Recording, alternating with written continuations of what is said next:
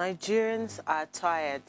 Tired of promises, tired of negotiations that go nowhere, and tired of being the collateral damage in the endless tug of war between the federal government and labor unions. Right now, the country is on pause. Schools shut, hospital running skeletal services, businesses bleeding cash. The federal government says we can't afford more, while labor says we can't survive on less. And in the middle of it all, you and I, the ordinary citizens, are paying the price for a fight we didn't start. So here's the question.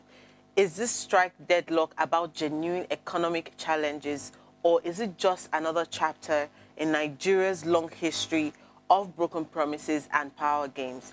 And most importantly, who should we hold accountable? The government for failing to deliver, or labor for shutting the country down?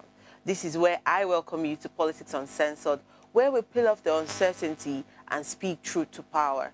Well, today we cut through the spin and get straight to the truth. No diplomacy, no safe answers, just raw, unfiltered conversations. Our goal will always be to provide a platform for open and honest discussions where experts and everyday citizens like yourself can share your perspectives and insights. It's, of course, your favorite show, and we have an expert guest who will be joining us and discussing this conversation with us.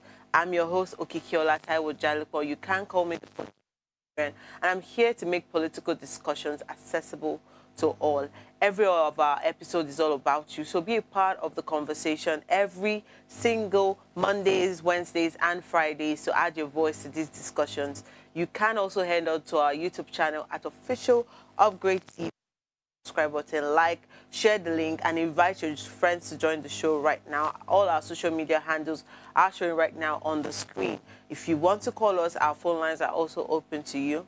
You can call us on 070-2500-7749 and 070-14242420.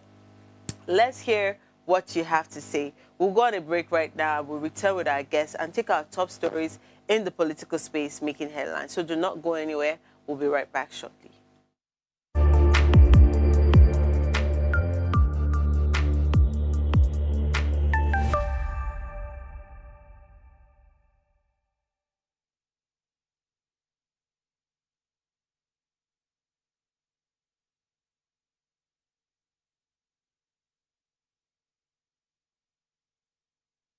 You are still watching Politics Uncensored, and today I said we'll be discussing the federal government versus labor unions, who's to blame for the strike deadlock. And of course, we have a very amazing guest who has decided to join us and have this conversation. We have Comrade Mark Adebayo, who is a national spokesperson for the coalition of United Political Party, a strategy consultant, a newspaper columnist, and a human rights activist who has been on the front lines of Nigeria's political and social struggles. Comrade, welcome to Politics Uncensored. Thank you so much for having me here today. Thank you. Yes, so before we go straight into our conversation for today, the political news making headlines right now is your organization, actually, CUPP, Arewa Youth demands Shore's immediate release. And the story says the coalition of United Political Parties and the Arewa Youth ambassadors have called for the immediate and unconditional release of pro-democracy activist and journalist Omoyele Shore following his recent arrest by the Nigerian police force. In separate statements just yesterday, both groups condemned the arrest, describing it as a violation of Shore's constitutional rights and an abuse of police authority. The National Secretary of CUPP, Peter Ame, said Shore's detention flouts Section 39 of the Nigerian Constitution, which guarantees freedom of expression and opinion. And he also said that the police had turned into an instrument of oppression and called for accountability. I'd really love to hear what you have to say, Comrade, because, of course, this is coming from your organization. Walk us through this story. What exactly happened, and how have you gotten to this space where Shore is being arrested and now your organization is demanding for his immediate release? Thank you so much. You know, it is part of the anti-democratic elements of the current government. You know, from the days of Buhari, they have tried all they could to try and overregulate the media space to guard Nigerians from expressing our constitutionally guaranteed right of freedom of expression without hurting anybody. So the government is always uncomfortable with the truth. And anyone that is trying to speak truth to power, they always try to gag such a person. They always try to oppress people who want to speak truth to power. They always try to imprison people who are saying truth to power. They are always uncomfortable when you come out to say the truth, to state the facts as they are on the state of the nation, or the state of the politics, or the state of the economy, or the state of the insecurity. The government is always uncomfortable. Truth is an anathema to a government that is not performing, that is corrupt, that is backward. It is the same way, just because you were, supported in a patriotic endeavor, supported the retired police officers and men who have been retired, who have not been paid their normal salaries and emoluments. He joined them, to go and protect at the police headquarters. But then he had cutted the enmity of the police hierarchy, and that's why they are after him, and that's why they have arrested him, and that is why they are detaining illegally and unconstitutionally. So that is why CPP came out to say no. We say no to this. That it is unacceptable, it is reprehensible, and it's absolutely undemocratic. You cannot, under a democracy, be violating the rights, the fundamental human rights of citizens willingly, and we expect citizens to keep quiet.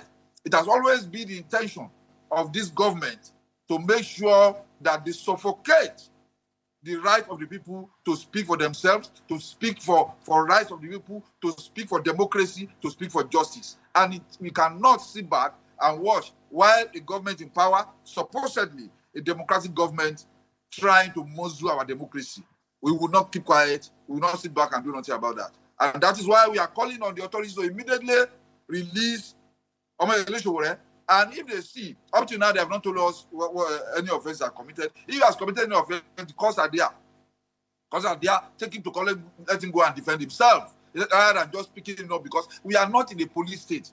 From the days of Obasanjo, that this democracy started, the government, successive government, have already been trying to suppress the legitimate fundamental human rights of the people to speak for themselves.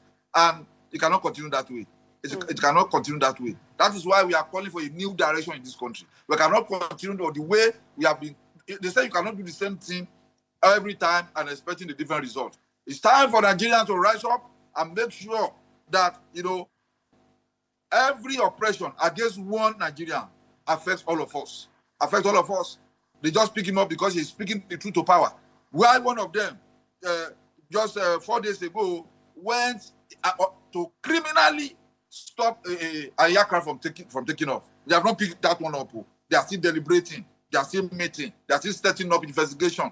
Somebody in other countries, that individual would have been in jail by now. But here, because the syndrome of bigmanism is not allowing them to put somebody who has put the life of 150 people in an aircraft in danger. But somebody who is coming out to speak for the less privileged, the people that you are owing as a government, who have labored for this country, who have put their lives on the line as policemen and officers in this country, for you to pay them. Now you went and picked Sowore. What for? What for? They are trying to over-regulate the media space, including traditional and social media space, that people will not be able to talk. We will continue to talk. We will continue to speak truth to power. No be today. No be today. We are not going to keep quiet. Thank you very much, comrade. I know Sowore to be a very controversial person, but looking away from that, I want to address the idea of protest. Many times I've had conversations with many people that protest seems to be, or starts to look like, or has already become something that looks like a threat just by coming out to express yourself, your freedom, your rights. It automatically signals threat to different government organizations.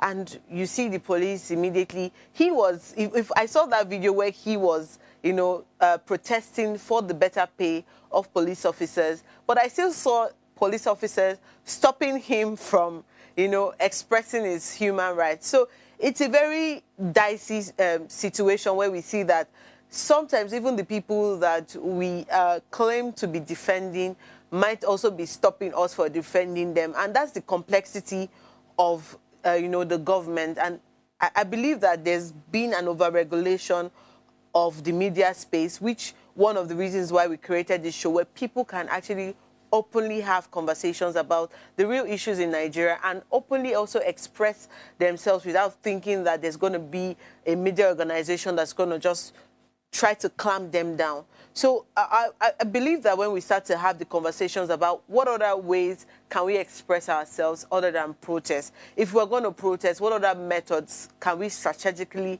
start to put in place where we are not,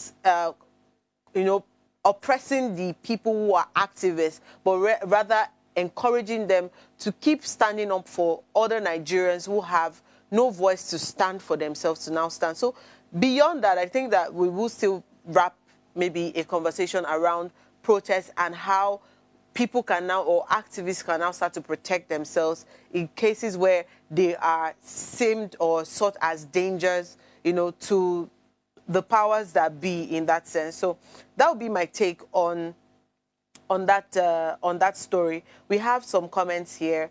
Ajayi Olabode, he's saying that Frank talk Comrade Mark Adebayo, Nedmo is the answer. And then from Oladuni Pat Sojipo, also from Soseed Physiotherapy, is saying brilliant submission. So thank you very much, Comrade. That's all we can say on the political story making headlines today. We'll go on a break right now and, of course, return with our top topic for today. So do not go anywhere, viewers. We'll be right back shortly.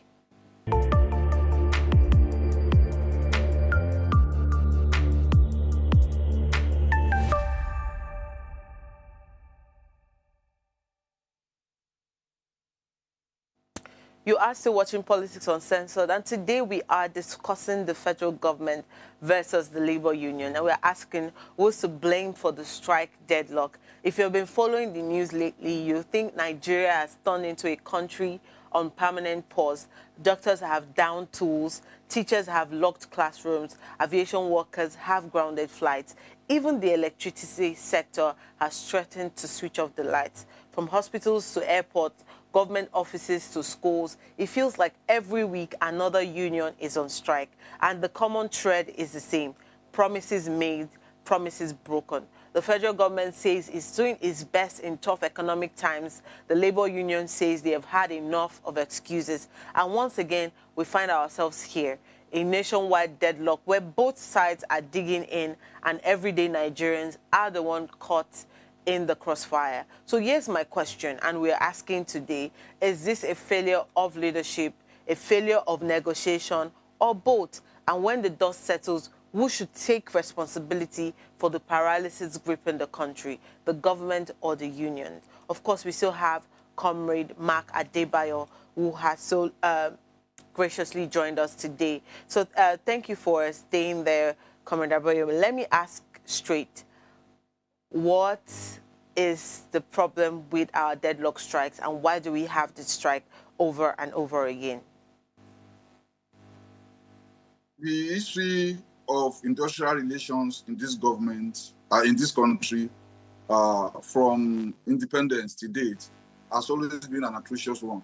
Historically speaking, government has never been sincere with labor, because what we have in this country, successive governments, whether military or civilian, Nigeria is a victim of roguish leadership. Where you combine that with incompetency in government, and you combine that with a high level of corruption and lack of patriotism, lack of commitment to the development of Nigeria, you see that government has never been sincere.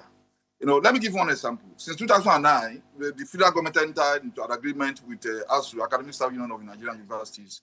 Till today, none of those agreements have been implemented by this government. And to date, they have not implemented the agreement they entered into 12 months ago. For the past 12 months, they have not paid ASU workers what was agreed. You understand? A professor in Nigeria today, senior professor, in Nigeria today, collects less than ₦500,000 monthly. These are the people that form the brain of the people that will develop the country in the area of medicine, in the area of engineering, in the area of aviation, in the area of law, in many areas, in the area of political economy, political anthropology, and the rest of that. These are the people who are in the laboratory of human formulation and human capacity and human efficiency, but they are the poorest paid in this country, So a professor earning less than 500,000 naira in an atrocious economic environment like this, that the ruling clique, because we don't have a ruling class in Nigeria. What we have are ruling cliques who are making this country dry, who don't care a hoot about what happens to the children of the regular Nigerians, who don't care about what happens to our security, who don't care what happens to our welfare. They run a system of cronyism, a system of cronyism to benefit my family and friends alone, and any other person can go to hell. That is it is the attitude of Nigerian leadership that is creating the atrocious labor relations that we have in the country. They will enter into agreement with these people, they will cajole them to suspend their strike or to call off the strike. But go and check. 2 years after, the status quo ante remains. The status quo of negativism remains. They don't care. Like late Michael Jackson sang, they don't really care about us. All they care is about themselves. That is why they don't care. They don't take care of our health institutions. Now, let me remind you, in the 50s and the 60s and early 70s, the royal family of Saudi Arabia used to come to Nigeria for their medicals at the University College Hospital Ibadan. At the University College, we were so good then. The Nigerian doctors, that is why the Nigerian doctors excel all over the world. But at home here, they mess them up. They treat them anyhow. But anywhere you go in the world today, you see Nigerian doctors excelling, performing very well. But here they are frustrated. Our lecturers are abroad, are excelling. They are doing very well. In every area of human endeavor, Nigerians, once they leave the shores of this country, they go there and perform very well. But here in Nigeria has become a nation that destroys its talent because of the kind of roguish leaders that we have always been having in power. That is the problem we have. The labor unions, because when you see a senator doing what, collecting almost 30 million naira as salary or allowance in a month, and if you add that to his sitting allowance, hazard allowance, all manner of allowance, travel allowance, wardrobe allowance, newspaper allowances, people are collecting 14 million naira for newspaper allowances, and then a lecturer who will labor, who will take 5 classes. Some of the classes are Dugbe classes, where you have about 500 students. Then you will take that, and all those papers, they will sit for exam. So they will write, they will go to tutorial. So he will mark all these things manually, record them manually, submit the results, calculate the results, and then this person will work day and night. At the end of the month, a graduate assistant, I don't even know how much those ones collect now, but senior lecturers are collecting less than maybe about 250,000. Associate professor collecting about 350,000 naira. A full-fledged professor collecting about 450,000 naira. To do what in this country? The minimum wage is about 75,000 naira that cannot fill the tank of a car. They ran the country, the people, into poverty, hunger, and anger. The first time in the history of this country, as bad as past leaders have been, for the first time we had a president that came into power that in less than within 1 hour of his being sworn into office, he removed precipitately removed the fuel subsidy illegally and unconstitutionally, because the 2023 subsidy had been paid up to June, but it took a whole chunk of the whole of how many billions, of about 200 billions or something dollars, and he refused to implement that budget that he inherited from his immediate predecessor. So, but he said subsidy is gone. With subsidy gone, our welfare was gone, our peace was gone, feeding was gone, security was gone. And that's what we have been battling with in the last 2 years plus now. So, salaries are going down, but our politicians are getting fatter, increasing their own allowances and emoluments and takeaways and take-homes. So, that's what we have been having. That is why labor unions will go and demand for a fair pay. A fair pay. They will promise them that they will pay them, but they will not do so. So we have a government that runs a deceptive system that is injurious to the economic welfare of Nigerians, whether they are employed in the formal sector or in the informal sector. So The labor unions have no choice than to continue to press for better wages, for better pay for them, for their work. Their work must be commensurate, their pay must be commensurate to the sacrifices they make for the development of this country.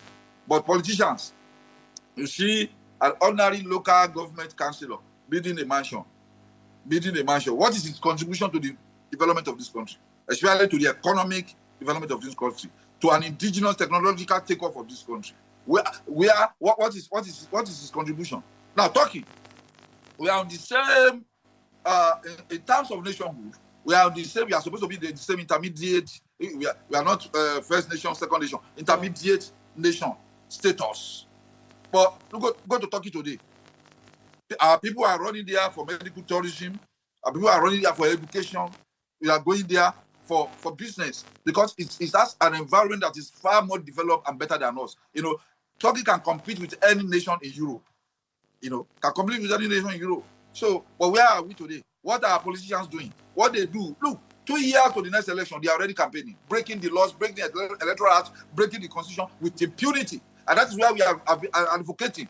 Remove immunity clause from the constitution so that the president, vice president, governor, and deputy governors can face the law. By now, the president should be somebody that is in court that they are prosecuting, because it's last year. His big boss are all over the place in this Abuja. His big boss are all over the place in Asaba. His big boss are all over the place in Jos, campaigning for 2027 when he has not even, he just barely half of his second term.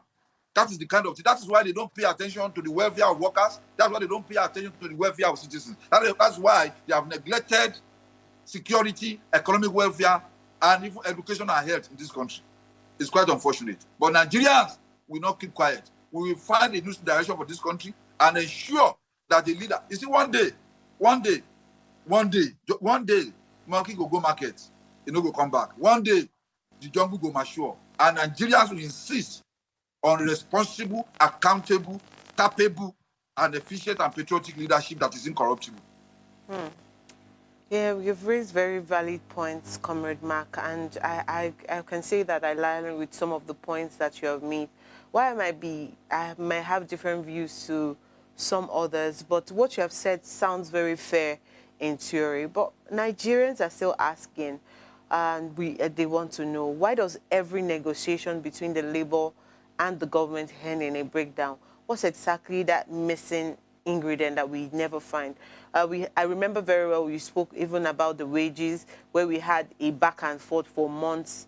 We deserve 600,000, they reduced it to so thousand, and up till date we still have issues with certain states paying the minimum wage that they have eventually agreed to. So what exactly is the missing conversation there between the government and the labor, and why does it continue to end in a breakdown? If you could answer that for me. And just looking towards the other statements that you have made, let's be honest, even when the government meets part of labor's demand, many times you hear warning strike, or you say they have started strike, and under 24 hours they have called off the strike again. But many lives and properties could have been lost in that space and time.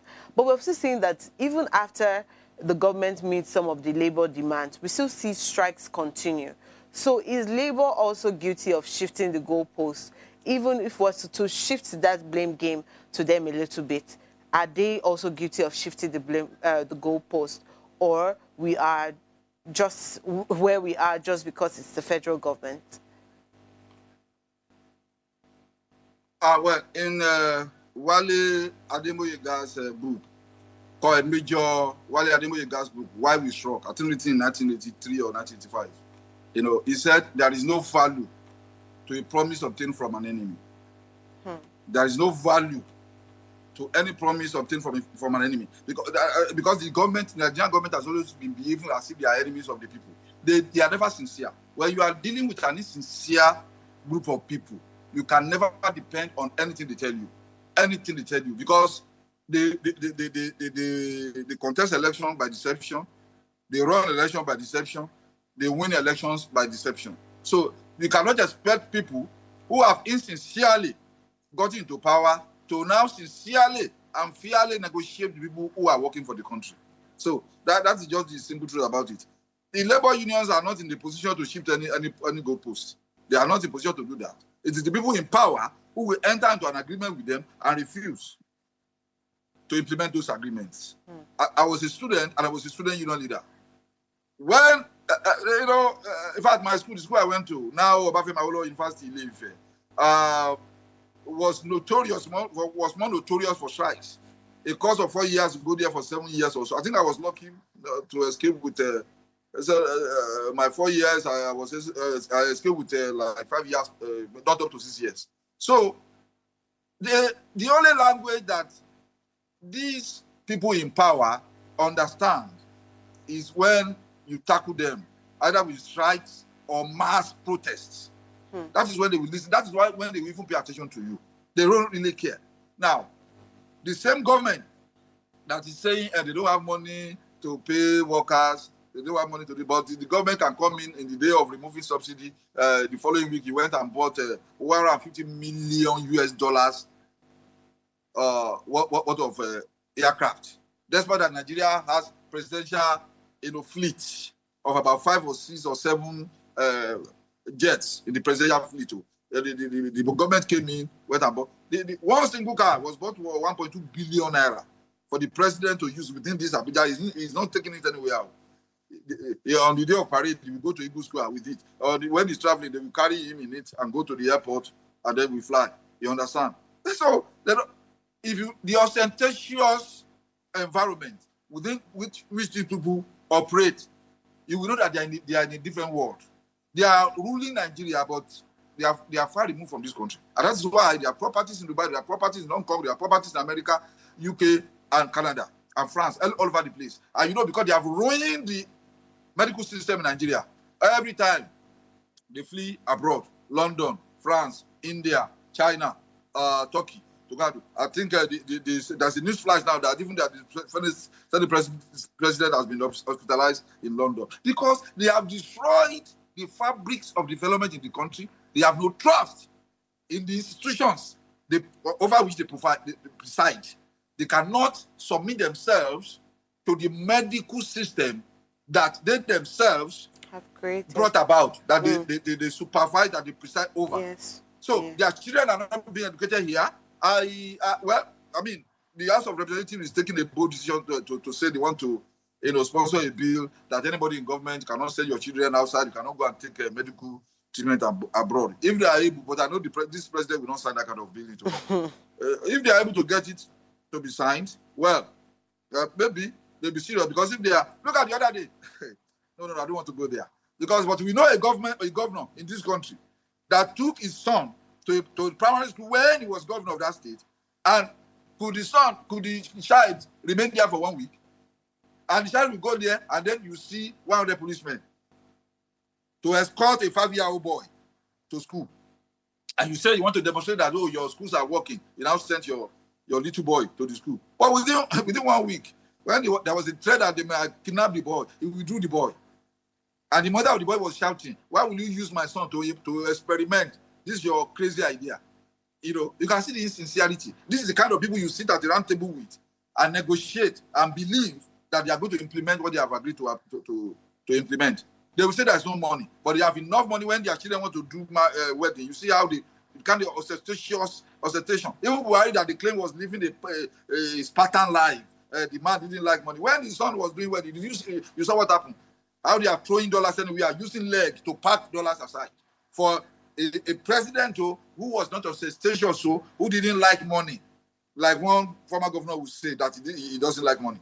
Look at what happened. I don't think there's anyone who doesn't like money. No money. But they will lie to you that they don't like money. These are part government is not so rich. During election, they will go and bring out billions of dollars to rig election, to buy voters. That is why we are very soon, both you people and Nembo will be in the forefront of leading a campaign against vote buying in 2027.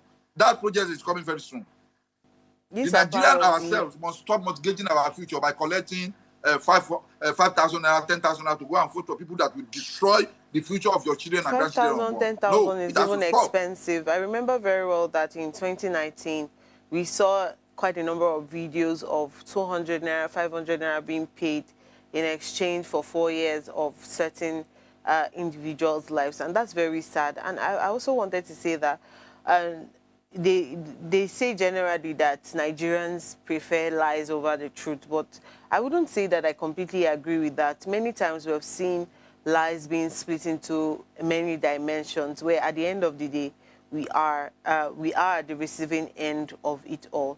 And when you mentioned the medical thing, I think the medical thing is something that is very personal to me. I run an NGO where as much as possible, I try to reach out to areas where there is no health centers or where they don't have accessibility to medical aids. But every single time we see elections over and over in those areas, and I even remember very well, particularly in Makoko, I interviewed somebody and they mentioned that during election period, they come to pick all their PVCs, go and use them to vote and return it back to them with the promise that they will still have their homes intact and the government will not come and take their homes from them.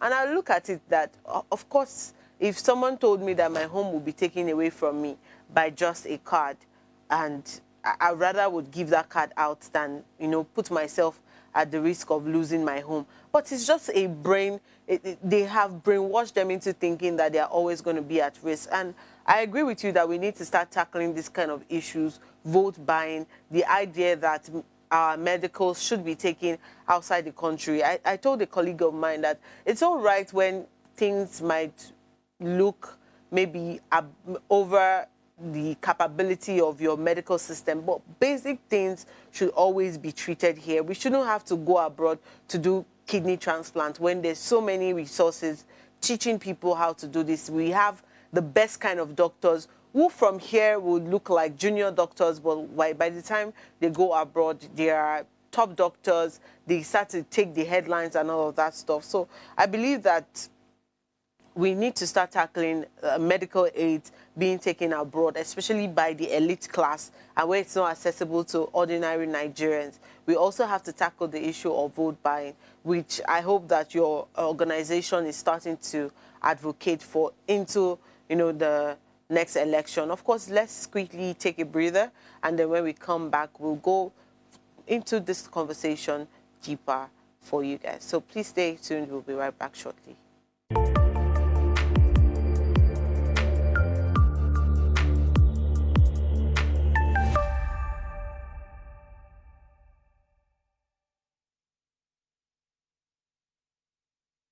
Tell us you're a Nigerian without saying a word. Energy security is one of the most pressing issues for many developing countries like Nigeria. And if there's going to be any meaningful progress, addressing our energy issues is non-negotiable. I need to see light for my house. Make them do something. Band A is expensive. I literally have to turn off all my appliances just to reduce costs. We need light. Introducing the Energy Outlook, your go-to show for everything energy. Every week, we'll bring you the latest insights, innovation, and in-depth analysis of Nigeria's energy sector. From policy discussions to regulatory insights, we'll analyze the key decisions influencing growth and sustainability in the energy sector. We'll bring you the human stories behind the headlines, giving you a personal perspective on the broader energy challenges.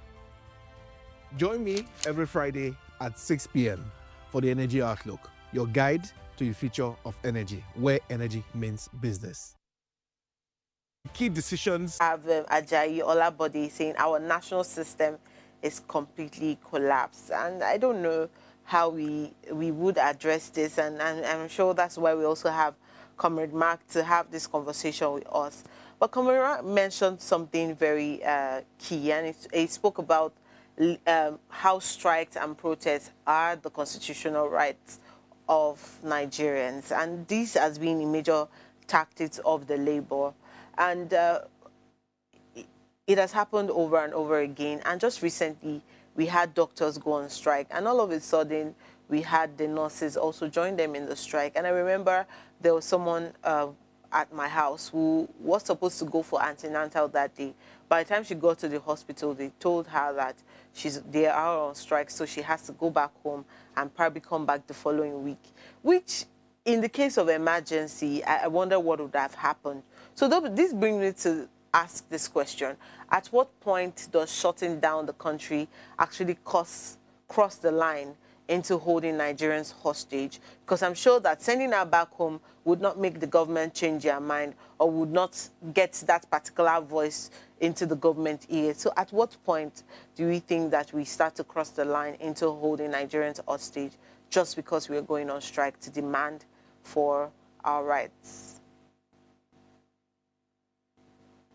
When workers go on strike, especially medical personnel, it's a case of two elephants fighting.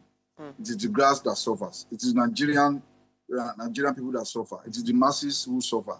It is the regular Nigerian, like you and I, that will suffer the consequences. People who have lost their parents due to doctor strike, people who have lost their wives, people who have lost their children due to doctor strike. Anybody who has fallen victim of that terrible situation will never want to agree.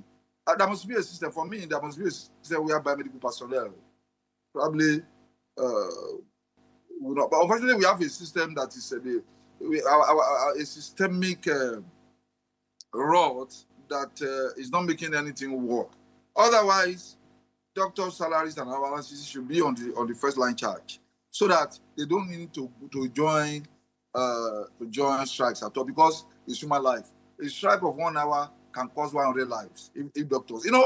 When medical personnel generally, whether they are doctors, they are nurses, or any all other support medical staff, go on strike, it's like a pilot going on strike mid-flight.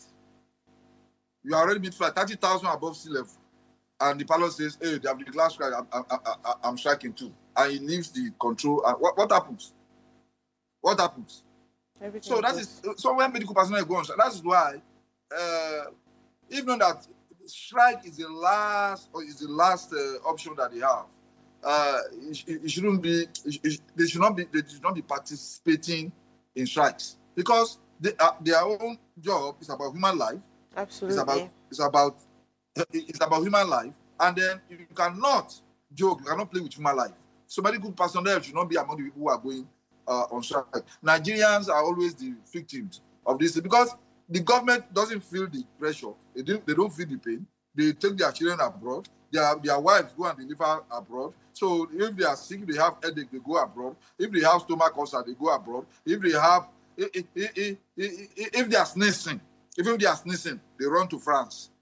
If they are stooling, they run to France. So they know where to run to. They don't care. So if the doctors can go on strike for 10 years if they like. During the Abacha regime, during the Abacha military coup, as you went on strike, you know what happened? He sacked all the lecturers in Nigeria and gave them 24 hours to vacate the campus, to vacate even the official quarters. Abacha, he sent his soldiers into the university to send away lecturers. You saw lecturers packing their luggage and their furniture on top of their cars in those days when 504 and 505 was still trending. You understand? So that is how condescending that the people in power hold workers. They hold them to unimaginable ridicule. They don't really care about them. One governor, a former governor of Ogun State, when he was a governor in Ogun State, he said when people, retirees, pensioners, were advocating and protesting for backlog of unpaid allowances and pensions, that governor, who was a former journalist before he became governor in Ogun State, made a terrible statement that saying that we have not even paid the living people. Now the dead are asking for their rights. Imagine that. So that is how condescending. That is how low they rate Nigerian workers. And it is these same workers who are holding the country together. They are the ones who are contributing to the economy that you are looting as politicians. And you say you are referring to pensioners and retirees as dead people. That I have not even taken care of the salaries of the living. Then the dead are coming. It's already for them. You have retired. You are dead. Once you have left service, you are dead. That is how unimaginably, porous the sensibilities of the people who misrule this country can be. So they don't really. The biggest issue, Nigeria has never had economic problem, security problem, social problem, or any other problem. Leadership problem. It is leadership malaise that has been a contributory factor to the retrogression and underdevelopment of this country. Yes. So that is one factor. You fix Nigeria's leadership, you have fixed everything in one fell swoop. I hope that would be our future endeavor to actually fix the leadership of Nigeria. And it is not our future endeavor. It is not our future endeavor. It is our emergency and immediate endeavor. I absolutely agree with you. I absolutely agree with you, Comrade Mark. I'm calling out particularly to the people who are watching this now, who are wondering what else they can do to help Nigeria. So I hope they take it up as an endeavor to fix the leadership problem of Nigeria. I remember a very close boss of mine mentioned that we need to wipe away all of the people who are in the current government and even in the past government and try and reintroduce new people. My only issue with that statement is you meet a lot of young people now and then you ask them. Now, I'm of course including myself so that the viewers don't think that I'm taking myself out of that age bracket, but you meet a lot of young people now and you ask them why they want to go into politics, why they want to go into leadership, and all you hear is, look at other people who are there now, they're making money, they're building houses, they're doing this, and one very key figure they use is Emefiele, who is currently in his own trouble now, but you see the kind of wealth he amassed in that position, and that's the only thought of certain young people. So I'm wondering that beyond, we talk about the federal government over and over again, but I'm now looking at the people who we call the federal government. If we start to address the leadership issues and these people go out of government, how do we start to address to make sure that our federal government is actually working for Nigerians?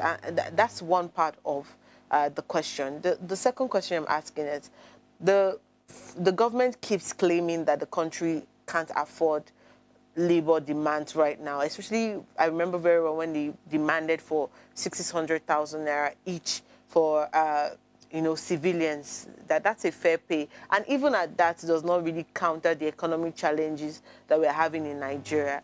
But do you think that the government is being fair by saying that, or do they have a fair point by saying that they can't afford labor's demand right now? Let's first remove the idea that the House of Representatives, the senators and all of this are taking such large money for governance, which they're supposed to be serving, but at this point, it looks as if it's Nigerians that are serving the leaders. But if we take that out, do you think that they're making a fair point with saying that they can't afford labor demands, especially with our loans here and there? Or this is just another excuse masking waste and corruption?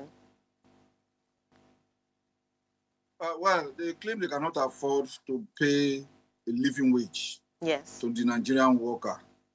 But they can afford to allocate billions upon billions or even trillions of naira during elections, to pay thugs, to pay everybody who is involved in the election, to even buy the votes. They have those trillions of naira to waste. But to pay the worker, it becomes an issue.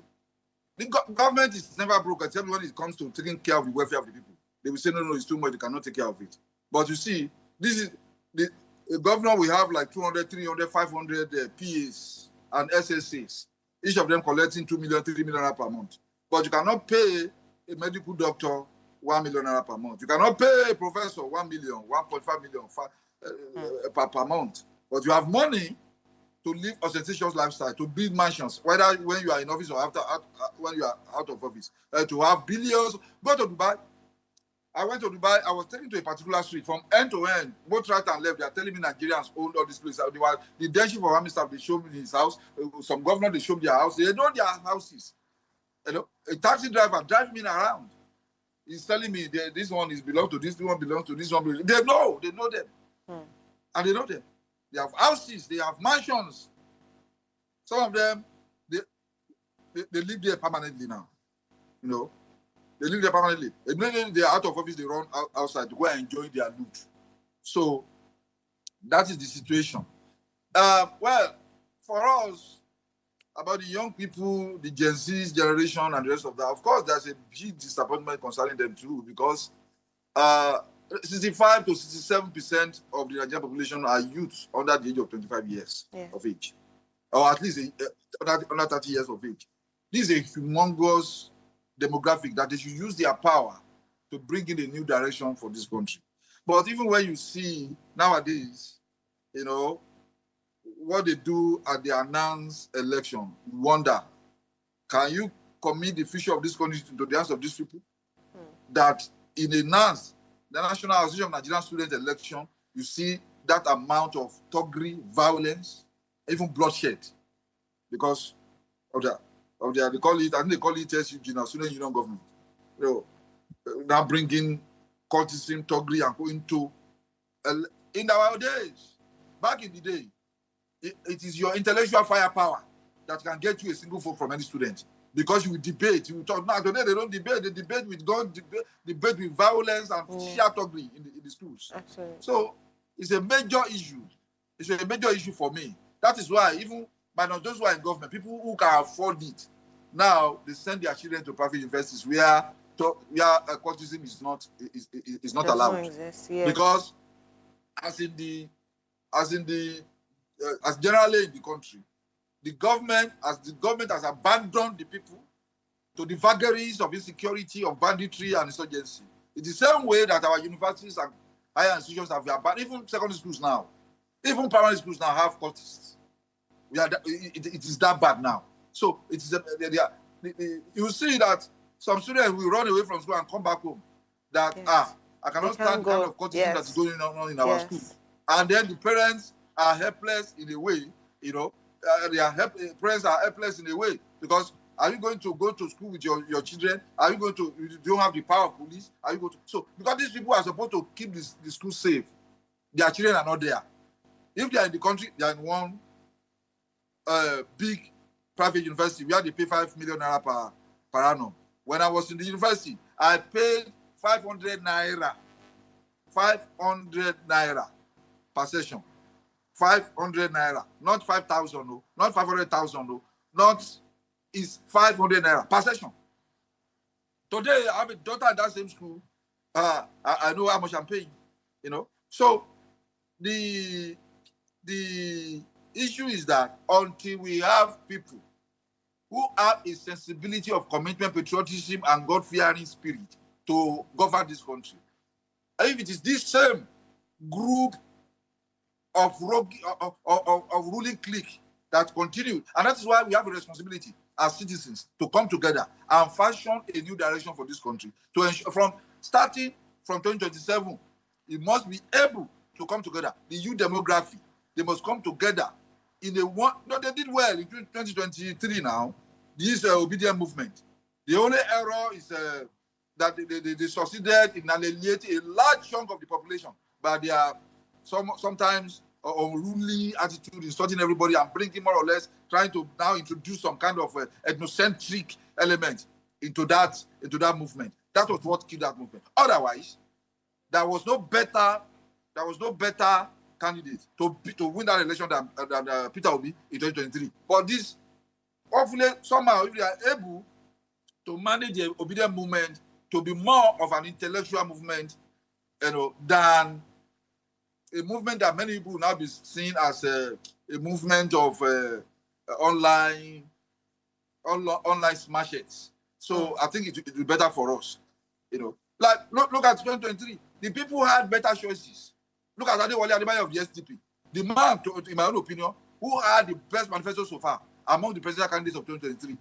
That was the only presidential candidate. Not even Obi promised not to remove a subsidy. It was the only presidential. He was the only presidential candidate, Adewale of the SDP, who promised not to remove the fuel subsidy, but still we solve the corruption challenges in our oil industry. But Nigerians didn't remember to vote for that one. People went and voted for 1,000, 2,000, 3,000 naira. It's quite unfortunate. And it is a deliberate policy of impoverishment. when the elections Comrade, are coming, unfortunately, you see we that the have economy will become more tight.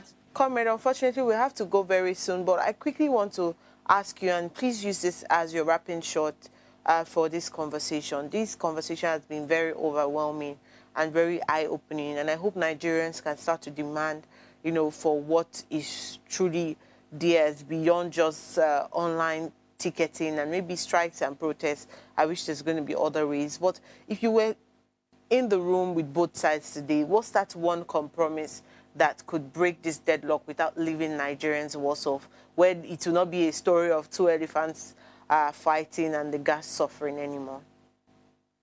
I will simply look straight into the face of the federal government and tell them that start behaving like human beings, because you are presiding over human beings. Start behaving. Immediately, you will discover your sense of humanity. You will know that you treat workers and Nigerians fairly and justly. They are not treating us justly. And this country, Nigeria, is a victim of composite component of cumulative crisis. We need somebody that can lead us in a new direction to take over the reins of government in this country. Thank you very and much, let us start. Thank you very much, Let us start with 2027. Thank you so much, Comrade Mark, for this conversation. Thank you so much. Thank you so much. I believe, well, at the end of the day, this strike deadlock is just more than just a disagreement over wages. It's a reflection of our broken trust in leadership and governance, just like Comrade Mark has mentioned. Nigerians are now stuck between a government that often promises more than it delivers and labor unions that sometimes fight with tactics that hurt the very people they claim to protect. But one thing is very clear. The longer both sides stay locked in this power struggle, the deeper the pain for ordinary citizens. The real victory wouldn't be in who wins the argument, but in whether Nigerians can go back to work, feed their families, and live with dignity. This is Politics Uncensored, where we don't just talk politics, we hold it accountable. Before I go, please ensure you subscribe to our YouTube channel at Official Upgrade TV. I'll see you again next week. Goodbye.